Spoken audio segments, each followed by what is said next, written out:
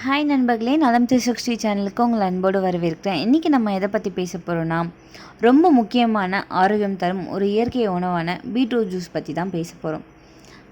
நம்மளில் பலர் விலை உயர்ந்த காய்கறி அல்லது பழ வகைகள் தான் அதிகம் சத்து மற்றும் வைட்டமின்கள் நிறைஞ்சிருக்குன்னு நினச்சிட்ருக்கோம்.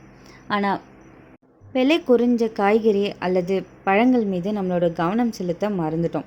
பீட்ரூட்டில் ஏராளமான மருத்துவ குணங்களும் ஊட்டச்சத்துக்களும் நிறைஞ்சிருக்கு. நம்மளோட உடலில் ஏதாவது பிரச்சனை மருத்துவமனைக்கு சென்ற பிறகு தான் நம்ம ஒதுக்கிய காய்கறிகளோட மகத்துவம் நமக்கு புரிய வரும். குறிப்பாக இயற்கையான பச்சை காய்கறிகளையும் பழங்களையும் உணவில் சேர்த்துக்கொள்ள வேண்டியது ரொம்பவே அவசியமான ஒன்று. ஒரு சிலருக்கு இந்த பீட்ரூட்டை பொரியல் செஞ்சு சாப்பிட்றதுக்கு பிடிக்கவே பிடிக்காது. ஏன்னா அதில் உள்ள ஒரு வகை இனிப்பு ஒரு சிலருக்கு பிடிக்காமல் போயிடும். இதனாலே ஏராளமான நன்மைகள் கொண்ட பீட்ரூட்டை நம்ம கவனிக்காமல் இருந்துட்டோம்.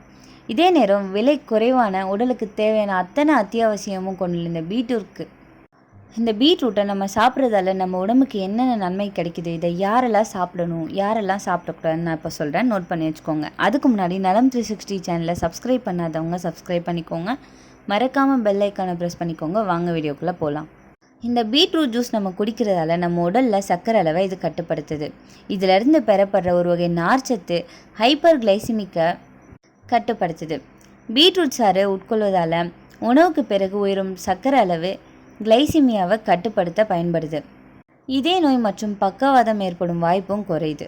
பீட்ரூட்டில் அதிக அளவு நைட்ரேட் இருக்குது. இது இரத்த அழுத்தத்தை கட்டுப்படுத்த பயன்படுத்தப்படுது. ஒரு வாரத்துக்கு தொடர்ச்சியாக பீட்ரூட் சாறு நம்ம சாப்பிட்டு வரும்போது இதய செயலிழப்பு ஏற்படும் அபாயத்தை இரத்த அழுத்தத்தை குறைக்கும் உதவியாக இருக்குன்னு ஆய்வில் கண்டறியப்பட்டிருக்கு. நம்ம தினமும் ஒரு பீட்ரூட் ஜூஸ் அல்லது சாலட் போன்ற ஏதோ ஒரு வகையில் எடுத்துக்கொள்வதால் இது போன்ற பிரச்சனைகளை நம்மளால் தவிர்க்க முடியும்னு சொல்கிறாங்க. இந்த பீட்ரூட் ஜூஸ் குடிக்கிறதால மார்பக புற்றுநோய்களை தடுக்க முடியும்னு கண்டறியப்பட்டிருக்கு. பீட்ரூட்டில் பெட்டானின் இருப்பதே இதற்கு முக்கிய காரணம்னு சொல்லலாம். அதே போல் நுரையீரல் மற்றும் தோல் புற்றுநோய்களை கூட இதை தடுக்கிற திறன் கொண்டிருக்குன்னு சொல்கிறாங்க. இதோட சிவப்பு வண்ணத்தில் பீட்டா கரோட்டின் நிறைஞ்சிருக்கிறதால புற்றுநோயை எதிர்த்து போராடும் வல்லமை இதில் ரொம்பவே அதிகம்.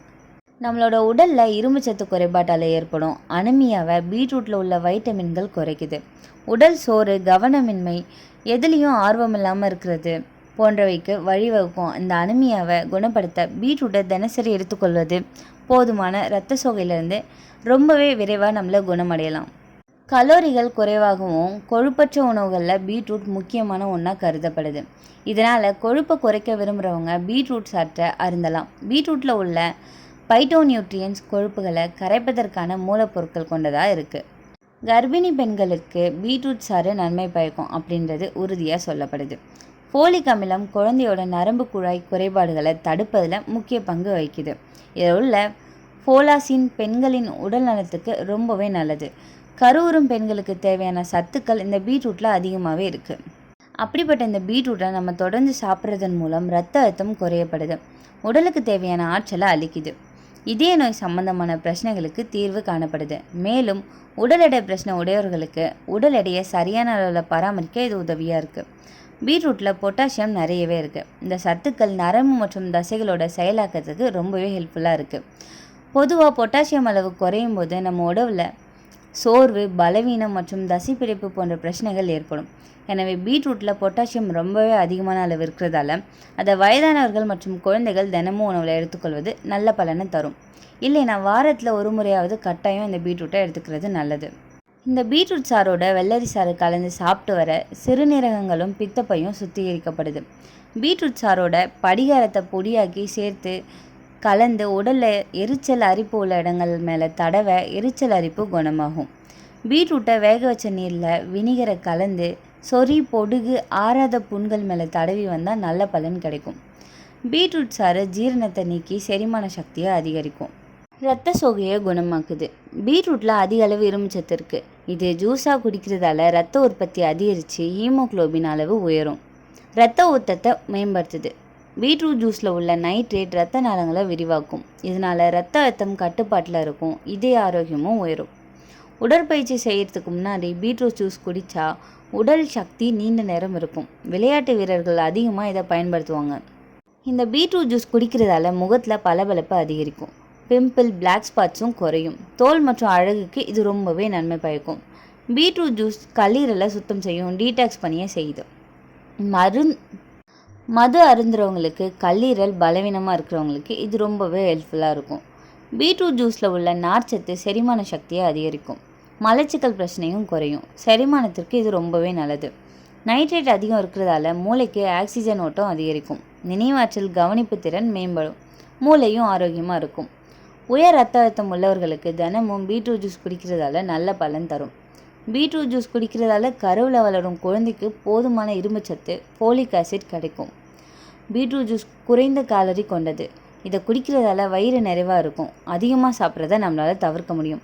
இதில் கவனிக்க வேண்டிய விஷயம் என்னென்னா, ஏற்கனவே பிபி குறைவாக இருக்கிறவங்க தினமும் பீட்ரூட் ஜூஸ் குடிக்காமல் இருக்கிறது ரொம்பவே நல்லது. இதை டெய்லி நம்ம குடித்தா மயக்கம் வரும் வாய்ப்பும் இருக்குது.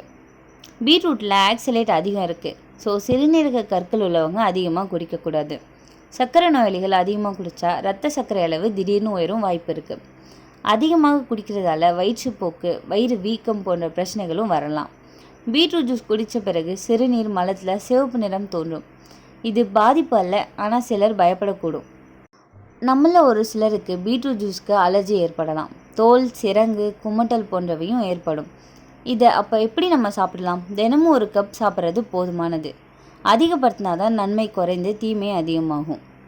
இந்த பீட்ரூட் ஜூஸ் குடிக்கிறது நம்ம உடலுக்கு ஒரு இயற்கையான உடல் பலவூட்டும் மருந்து போல தான். ஆனால் எதையும் சரியான அளவில் தான் குடிக்கணும். எல்லாருக்கும் பொருந்தாது. குறிப்பாக கிட்னி ஸ்டோன், லோ பிபி, சர்க்கரை நோயாளி இவங்களுக்கெல்லாம் சற்று கவனம் அதிகமாகவே இருக்க வேண்டும்.